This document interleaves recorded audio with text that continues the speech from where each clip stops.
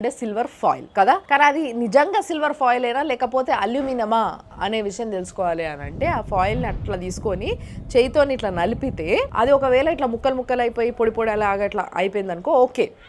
లేదు అది ముద్దలాగా ఇట్లా అని ఒక దగ్గరకు వస్తుంది అని అంటే మాత్రం అది అల్యూమినియం అని అర్థం చేసుకోవచ్చు.